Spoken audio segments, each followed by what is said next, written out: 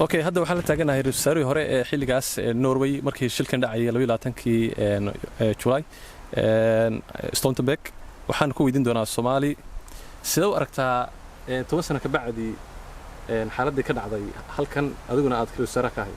Det alltid en veldig sterk opplevelse å være tilbake på Utøya, fordi her har jeg så mange gode minner fra ungdom som har deltatt i politiske diskusjoner, spilt fotball, hatt det fint, men det ble jo et sted som var mitt ungdomsparadis, men som ble et helvete på jord når terroristen slo til den 22. juli 2011. Og vi har sett terrorangrep i mange land, og vi ser at ulike mennesker misbruker ulike religioner, ulike politiske ideologier, men det handler alltid om det samme. Det handler om at de mener de har rett til å ta liv for å oppnå politiske mål, og det er alltid uakseptabelt.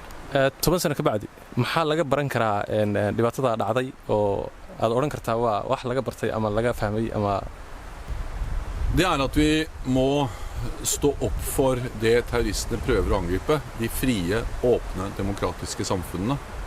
Og det må vi gjøre uansett hvor i verden terror slår til.